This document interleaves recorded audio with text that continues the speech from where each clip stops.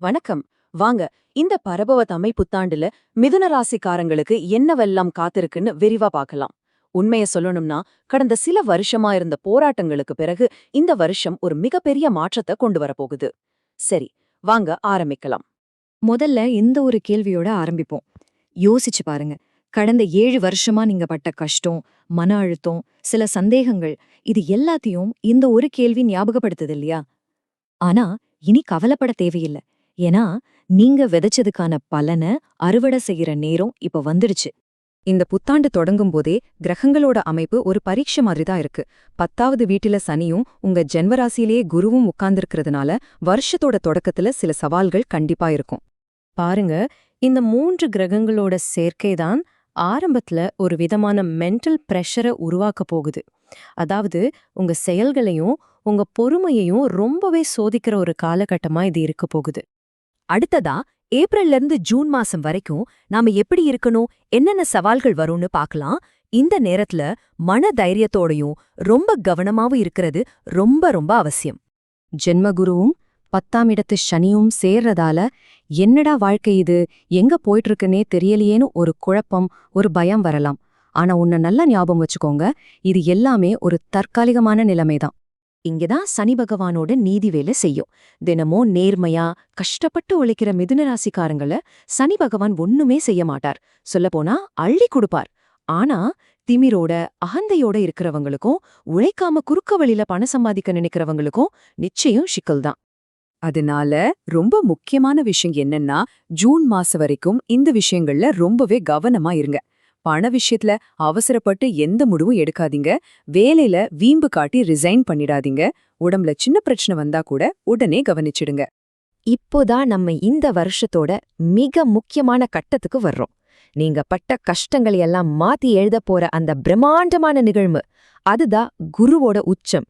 இதுதான் இந்த வருஷத்தோட உண்மையான டர்னிங் பாயிண்ட். இந்த டைம்லைன் பாருங்க, உங்க பயணத்தை எவ்வளோ அழகா காட்டுது. ஏப்ரல்ல கொஞ்சம் எச்சரிக்கையா ஆரம்பிக்கிறோம், ஆனா ஜூன்ல ஒரு பெரிய திருப்புமுனை வருது.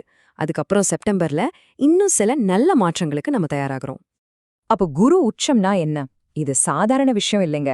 12 வருஷத்துக்கு ஒரு தடவை நடக்கிற ஒரு அபூர்வமான அதிசயமான நிகழ்வு.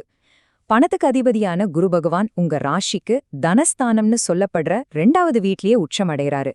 இதை விட ஒரு பெரிய யோகம் இருக்கவே முடியாது. ஆமாங்க, இந்த வாக்கியம் 100க்கு 100 உண்மை. அந்த எச்சரிக்கை காலம் முடிஞ்சு உங்களை யாராலும் தடுத்து நிறுத்த முடியாத ஒரு வெற்றி பயணம் ஆரம்பிக்க போகுது. உங்க நேரம் ஜூன் மாசத்துக்கு பிறகுதான் தொடங்குது. இப்போ ரொம்ப உற்சாகமான பகுதிக்கு வந்தாச்சு. ஜூன் மாசத்துக்கு பிறகு உங்க வாழ்க்கையில என்னென்ன அற்புதமான விஷயங்கள் நடக்க போகுதுன்னு நாம இப்ப விரிவா பார்க்கலாம். ரெடியா? இந்த வருஷத்தோட பலன்கள் எப்படி இருக்கும்னு நினைக்கிறீங்க? சும்மா யோசிச்சு பாருங்க. 100க்கு 97% சாதகமான பலன்கள். இது சாதாரண விஷயம் இல்ல. கிட்டத்தட்ட எல்லாமே உங்களுக்கு ஆதரவாதான் இருக்க போகுதுங்கிறதுக்கான அறிகுறி இது. அதிலும் குறிப்பா ஒரு சொத்து வாங்கணும், ஒரு நிலம் வாங்கணும்னு கனவோட இருக்கிறவங்களுக்கு இது வெறும் 100% இல்ல, 200% யோகம். ஆமா, இந்த வருஷம் பத்திரப்பதிவு உங்களுக்கு நிச்சயம் உண்டு. இது மட்டும் இல்லைங்க, குரு பகவானோட அருளால கல்யாணத்துக்காக காத்திருந்தவங்களுக்கு கல்யாண கைகூடும், குழந்தை பாக்கியம் உண்டாகும், குடும்பத்துல சந்தோஷம் அதிகமாகும், பெரிய பேங்க் லோன் கிடைக்கும், அதை வச்சு பழைய கடன்கள் எல்லாம் தீர்ந்து போகும், சமூகத்துல உங்க மதிப்பும் மரியாதையும் உச்சத்துக்கு போகும். பாத்தீங்களா? ஆரம்பத்துல உங்களுக்கு சவால்களை கொடுத்த அதே சனி பகவான் இப்போ குருவோட பார்வையால உங்களுக்கு அரசாளக்கூடிய யோகத்தை கொடுக்க போறாரு.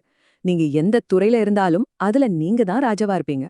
குறிப்பா அரசியல், அரசாங்க வேலை, சினிமா துறையில இருக்கிறவங்களுக்கு இது ஒரு பொற்காலம். சரி, இவ்ளோ நல்ல விஷயங்கள் நடக்க போற இந்த வருஷத்துல அந்த பாக்கியங்களை நாம முழுசா பெறணும் இல்லையா? அதுக்கு நாம என்ன செய்யணும், சின்ன சின்ன தடைகள் வந்தா அதை எப்படி ஜெயிக்கணுங்கிற தெளிவான வழிகாட்டுதல்களோட இந்த பகுதியை முடிக்கலாம். ரொம்ப சிம்பிளான 3 பரிகாரம் தான். இது உங்க வருஷத்தை இன்னும் சிறப்பாக்கும். கால பைரவர் வழிபாடு, ஆஞ்சநேயர் வழிபாடு, அப்புறம் முடிஞ்சா வெயில் காலத்துல தண்ணீர் அல்லது மோர் தானம் செய்யறது.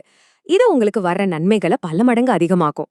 இந்த எண்ண, அதாவது 5, 2, 1, 7, 1, 6, இது ஒரு பேப்பர்ல எழுதி உங்க பர்ஸ்லயோ இல்ல உங்க கூடவோ வச்சுக்கோங்க.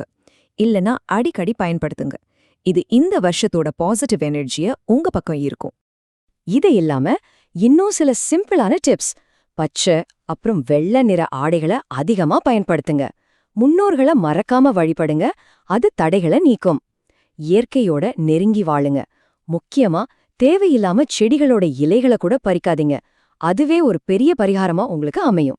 கடைசியா இந்த ஒரு கேள்வியோட நான் உங்களை சிந்திக்க வைக்க விரும்புறேன். பாருங்க, கிரகங்கள் நமக்கு ஒரு வழியத்தான் காட்டும், சில வாய்ப்புகளை உருவாக்கும். ஆனா அந்த வழியில நடந்து அந்த வாய்ப்புகளை பயன்படுத்தி ஜெயிக்க வேண்டியது நீங்க தான், இல்லையா? இந்த அற்புதமான வருஷத்தை முழுசா பயன்படுத்திக்கோங்க. வாழ்க வளமுடன்.